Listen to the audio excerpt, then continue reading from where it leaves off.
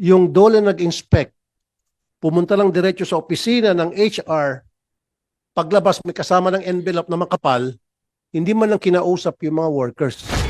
Kaya kung tutuusin, yung presyo naman ng gasolina sa NCR, pareho din naman presyo ng gasolina pagdating sa probinsya.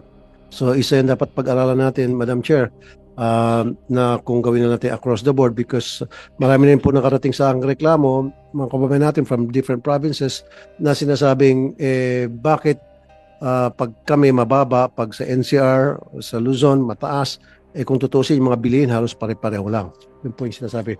Pero bago niya, Madam Chair, gusto ko lang makasingit.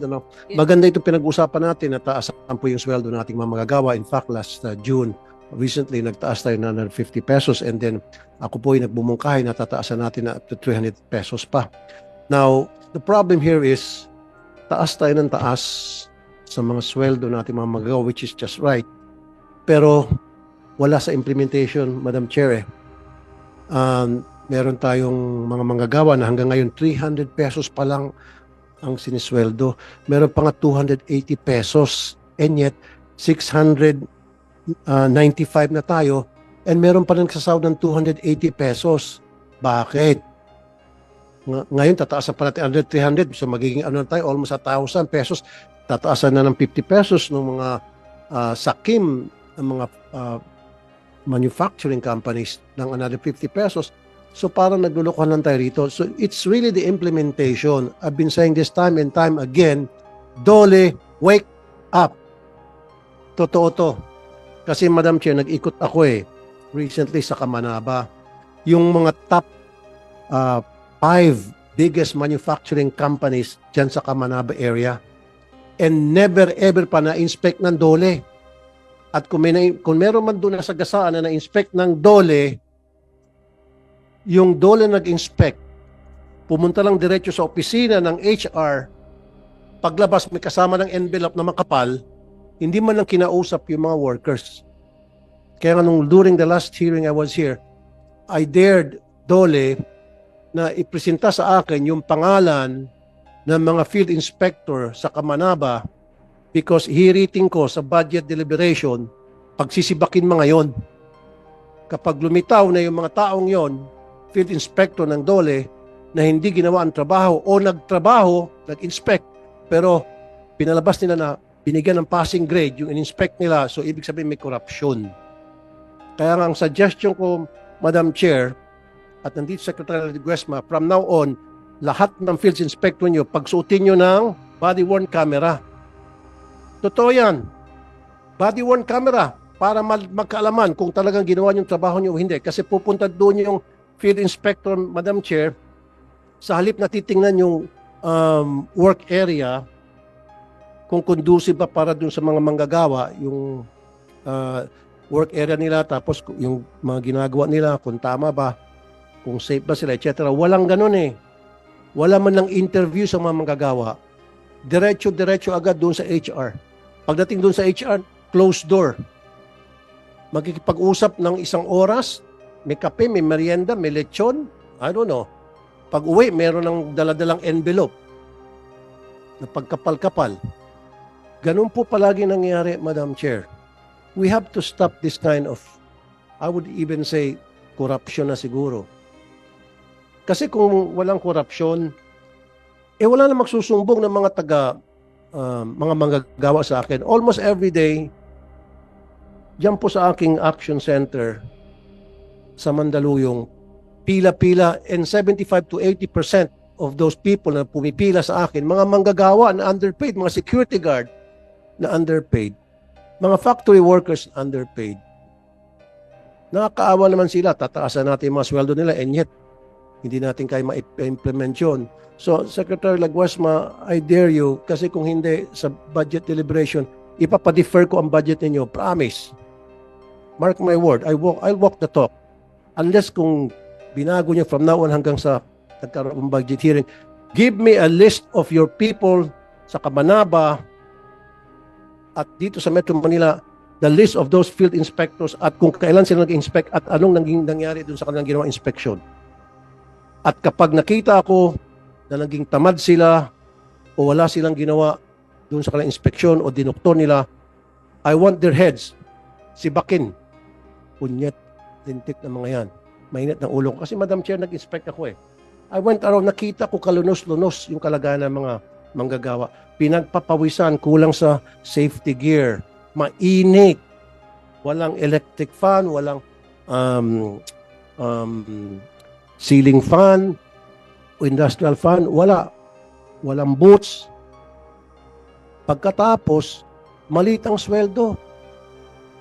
Walang benefits. Meron pa, iba yung trato sa mga kababaihan, iba ang trato sa mga kalalakihan. So pag babae, below minimum. Pag lalaki, nasa minimum. Tapos yung pakyawan system, dapat Secretary Lagos, pag-aralan niyo yan. Yung pakyawan system na yan. Dahil dun sa pakyawan system, maraming nakakalamang na mga tuso ng mga may-ari ng negosyo.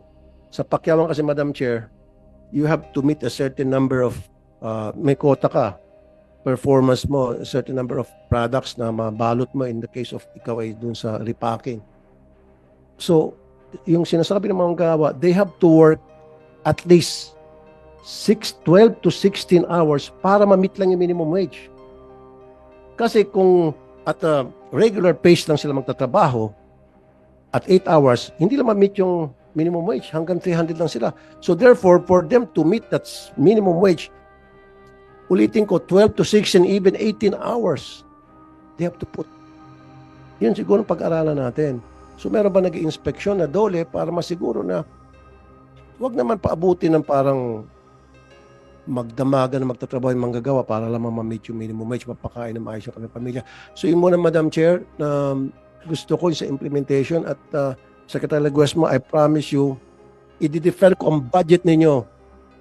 Pag hindi nyo pakita sa akin at pag walang nasibak, gusto ko may masibak yan sa dole dahil hindi naman magreklamo sa akin yung mga magagawa kung hindi sila naapi sila ng kanilang mga employer at naapi pa rin sila ng mga taga-dole. Because if dole's just been doing their job, hindi na dapat sila magreklamo. Nasa pool na agad ng mga field inspector ng dole na, oy, kayong company A, o hindi kayo nagpapasweldo na maayos, napakainit dito, madulas, etc.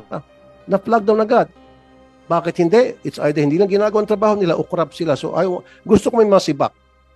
Pag hindi, i-defer ko ng budget nyo, I promise. So, hindi ako papayag na ituloy yung budget nyo hanggat hindi kayo magsiayos-ayos dyan sa dole. Yes, Senator Tulfo, I think Secretary Laguesma would like to answer. Yes, maraming salamat po, Madam Chair. I took serious note of the manifestation and the presentation made by the good Senator Rapi Tulfo, and commits to resolve, address this concern. In fact, I know that in the past we have been coordinating with your office. In fact, the good Senator even appreciated the work done by sending personally a appreciation note, and we committed to coordinate with the office of the good Senator and provide him listing as he has requested, Madam Chair. Maraming salamat po.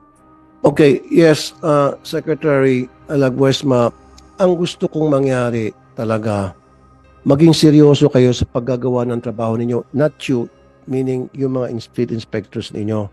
Wala tiningnan ko yung listahan ng mga companies na dapat inspeksyonin, hindi na-inspect. Kung na-inspect man, once a year lang. At kapag na-inspect, walang binibigay na performance, yung result ng performance ng inyong field inspector. And I want to get a list of each and every field inspectors, yung kanilang mga in-inspect at anong naging result ng inspection, because ibabangga ko yan. Ako mismo pupuntahan ko yung company yon, or magpapadala o mananawagan ako, ipopost ko sa Facebook ko.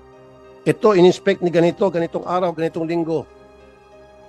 Trust me, lahat ng followers ko puro manggagawa halos.